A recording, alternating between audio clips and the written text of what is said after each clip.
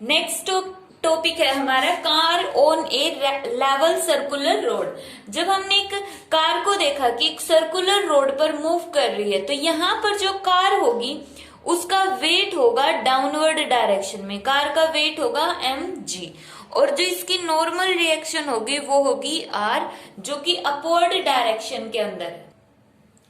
तो अब यहाँ पर ये जो सर्कुलर रोड लिया हुआ है ये सर्कल की फॉर्म में है, मीन्स इस तरह से ये एक सर्कुलर रोड लिया हुआ है हमने, और उस पर एक कार v वेलोसिटी के साथ मूव कर रही है। यहाँ पर कार की वेलोसिटी v है, तो यहाँ पर कार सीधा क्यों नहीं चली जाती? ऐसे भी तो हो सकता है कि ये कार सीधा स्किड करके यहाँ पर आ जाए, वो सर्कल के अंदर इस तरह से मूव ही ना करे, कार इस तरह से चली जाए। तो ऐसा क्यों नहीं होता है? क्योंकि इस कार के टायर्स के बीच में और रोड के बीच में यहाँ पर फ्रिक्शनल फोर्स लग रहा है। जैसे हमने वो वाला केस लिया हुआ जिसके अंदर हम एक धागा लेते हैं, धागे के साथ स्टोन बंधा होता है, और जब हम उसको ऐसे ऐसे रिवॉल्व करते हैं तो इस स्टोन के अंदर वेलोसिटी कितनी होती है? v वेलोसिटी के कारण वो सर्कुलर मोशन में मूव करता है। अब वहां पर तो हम ये बोल सकते हैं कि हम मूव करवा रहे हैं, वो स्टोन सीधा क्यों नहीं जा रहा? क्योंकि वो धागे के साथ बंधा हुआ है, धागे के अंदर टेंशन आ जाती है, धागे की जो टेंशन होगी, टेंशन T, यहाँ पे T क्या होगा? टेंशन। जो ये थ्रेड की टेंशन है यही क्या प्रोवाइड करती है? Centripetal force. टेंशन क्या प्रोवाइड करेगी? Fc। Fc का मतलब सेंट्रीपिटल फोर्स। सेंट्रीपिटल फोर्स क्या होगा? जो इस स्टोन को सर्कल की तरफ मूव करवाएगा।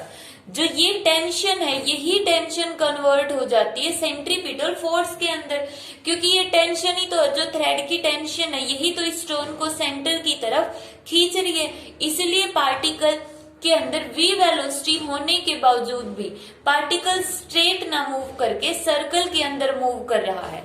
तो यहाँ पर अगर हम मान ले कि कार है, यहाँ पे कोई स्टोन नहीं, कार है, तो ये कार सर्कल में मूव क्यों करेगी? क्योंकि यहाँ पर टेंशन क्या है?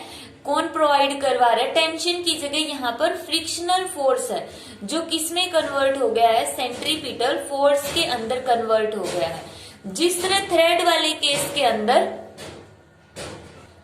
टेंशन कन्वर्ट हो रही थी, या टेंशन प्रोवाइड कर रही थी सेंट्रीपिटल फोर्स को, इसी तरह यहाँ पे फ्रिक्शनल फोर्स प्रोवाइड कर रहा है सेंट्रीपिटल फोर्स। तो यहाँ पर कौन, ये जो कार होगी वो सर्कल में मूव क्यों करेगी? क्योंकि यहाँ पर जो फ्रिक्शनल फोर्स है वही क्या प्रोवाइड कर रहा है? इसको सेंट्रीपिटल फोर्स प्रोवाइड कर रहा है।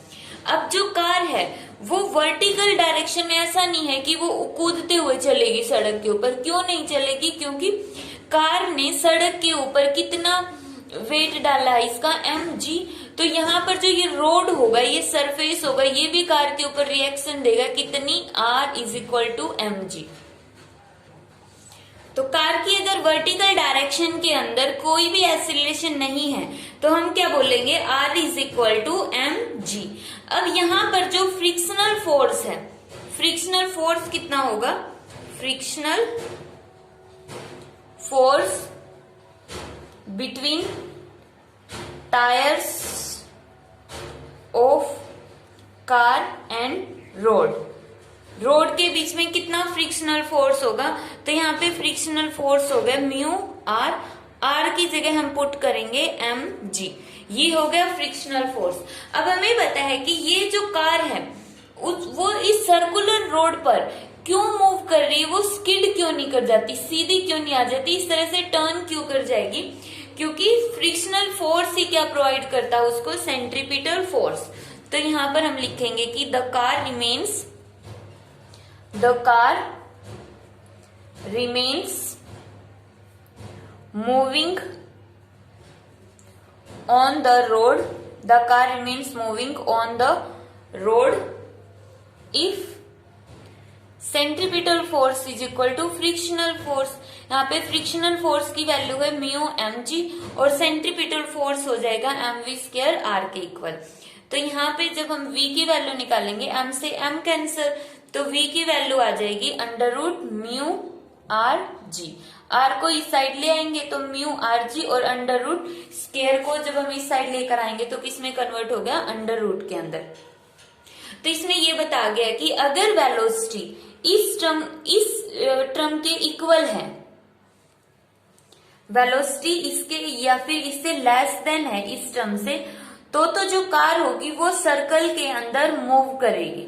बट अगर वेलोसिटी की वैल्यू इससे ज्यादा हो जाती है, म्यू आर जी से जो वेलोसिटी है वो बड़ी हो गई, तो उस टाइम पे जो कार होगी वो स्किड कर जाएगी। स्किड कर जाना मीन्स वो अपने पाथ से सीधा चले जाएगी, सर्कुलर में मूव नहीं करेगी, क्योंकि उस केस के अंदर जो फ्रिक्शनल फोर्स है वो इतना सुफिशिएंट नहीं है कि उसको सेंट्रीपिटल फोर्स प्रोवाइड कर सके।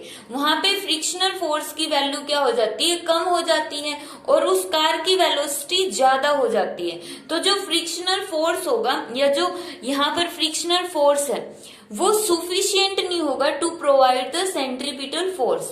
उस केस में जो फ्रिक्शनल फोर्स है वो तो हो गया कम, और कार की वेलोसिटी क्या हो गई, ज्यादा हो गई। तो उस केस में जो कार है वो सीधा मूव कर जाएगी, सर्कुलर में मूव करने की बजाय। तो इस प्रॉब्लम को सॉल्व करने के लिए हम क्या कॉन्सेप्ट यूज करते हैं, बैंक्ड सर्कुलर रोड का। बैंक्ड सर्कुलर रोड का। अब ये बैंक्ड सर्कुलर रोड क्या होता है, बैंक्ड का मतलब होता है कि जैसे एक तो ये सरफेस हो गई, इसको हमने ऐसे रख दिया, अगर हम सरफेस को थोड़ा इस तरह से उठा दे, जो रोड होगी तो वो लेवल हो जाएगा इस तरह से, और एक अगर इसको हम ये वाला पोर्शन थोड़ा ऊपर उठा दे तो इस तरह से जो रोड हो जाता है वो बैंक्ड हो जाता है।